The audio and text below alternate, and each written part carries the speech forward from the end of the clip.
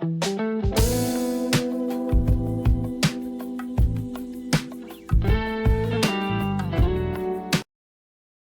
warahmatullahi wabarakatuh. Perkenalkan, nama saya Muhammad Azil Ditonga, NIM 200306132 dari kelas PTNC, Prodi Peternakan, Fakultas Pertanian, Universitas Sumatera Utara. Nah, kali ini saya akan mengadakan studi kasus atau analisis tentang beternak jangkrik yang berada di Kabupaten Labuan Batu Utara, Kecamatan Nas 910, tepatnya di Kelurahan Aik Kota Batu. Peternakan ini milik Abang Yudi. Kita mengetahui sistematika ternak jangkrik. Yang pertama yaitu ada klasifikasi jangkrik. Adapun klasifikasi jangkrik yaitu Kingdom Animalia, Phylum Arthropoda, kemudian kelas Incesta, kemudian Ordo Orthoperta, kemudian subordo Inferrera, kemudian kelas Gesta, kemudian ordo Orthoperta, kemudian subordo Inferrera, dan kemudian genus Gelisid. Nah, pada kali ini di peternakan ini menggunakan jangkrik madu kuning. Nah, adapun sistematika pada jangkrik di sini yaitu yang pertama tubuh yang berwarna kuning, kemudian jangkrik ini pada umumnya sama seperti belalang yang kebiasaannya adalah melompat. Kemudian yang pertama adapun sistematika perkandangan yaitu kita lihat bahannya pertama kayu broti dengan ukuran kurang lebih 1,5 meter dengan dengan panjang 2 meter dan kemudian dilapisi triplek.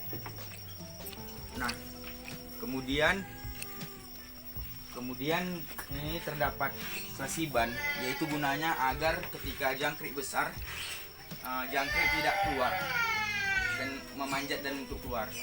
Kemudian alatnya yaitu terdapat bekas telur, dus telur, kemudian daun-daun. Nah, pada kali ini yang saya kunjungi, peternakan ini telah panen. Nah, pada saat ini terdapat telur jangkrik untuk bakal jangkrik.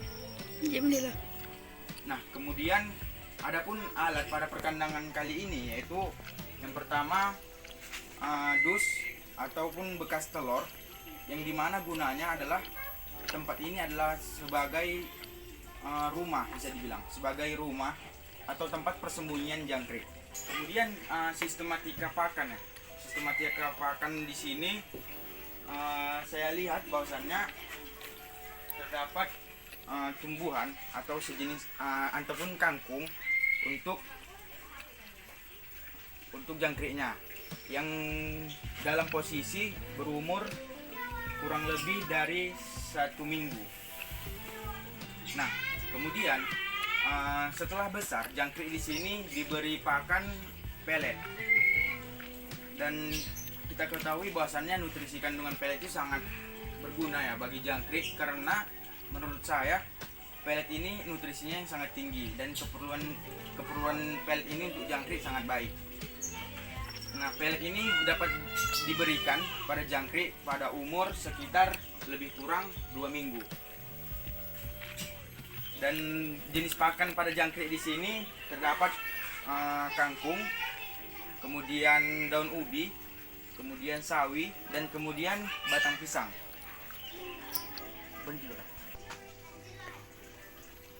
Kemudian saya akan menjelaskan tentang tata laksana tentang pencegahan penyakit pada ternak jangkrik di sini. Menurut Abang Yudi, jangkrik di sini dibuat perawatan dengan cara penyemprotan. Manajemen kesehatan pada jangkrik di sini yaitu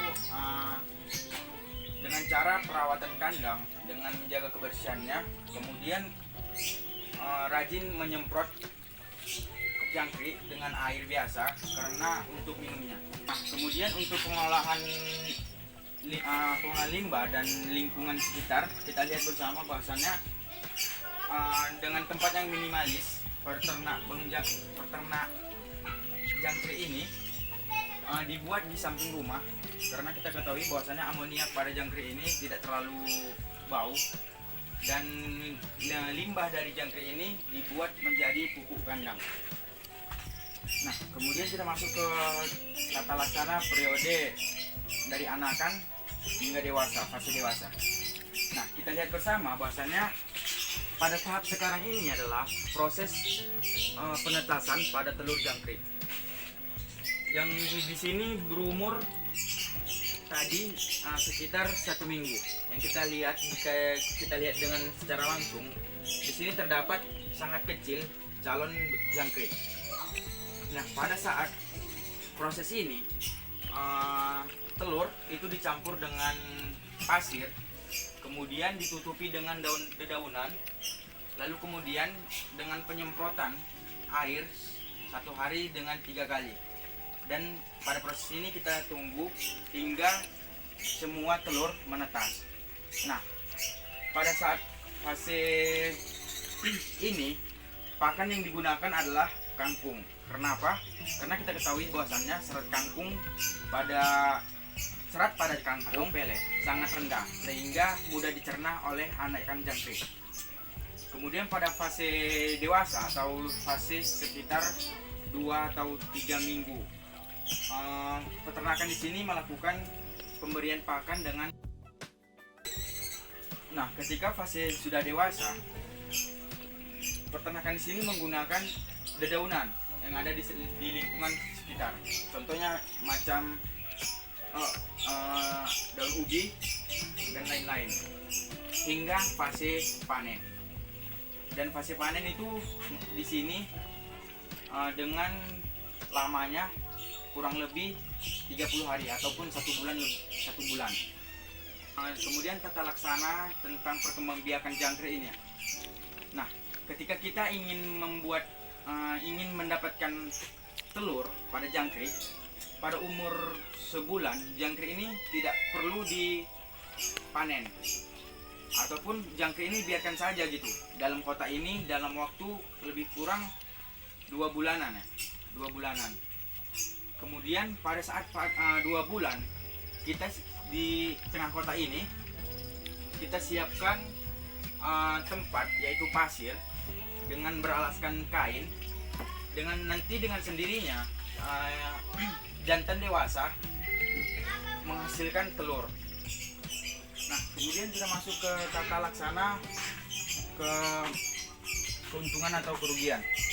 Nah, pada kesempatan kali ini saya sedikit berbincang dengan Bang Yudi bahwasanya dia menyebutkan bahwasanya 1 kilogram telur jangkrik itu menghasilkan harga 300.000. Kemudian untuk jangkrik dewasa per kilonya yaitu sekitar 60.000. Nah, pada 1 kilo telur jangkrik itu menghasilkan lebih kurang 40 kg jangkrik. Nah, kemudian pada pakan pelet ini, pertanian jangkrik ini menghabiskan sekitar 3 sampai 2 kilo pelet yang dicampur dengan makanan hijauan seperti daun ubi tadi, kemudian daun sawi.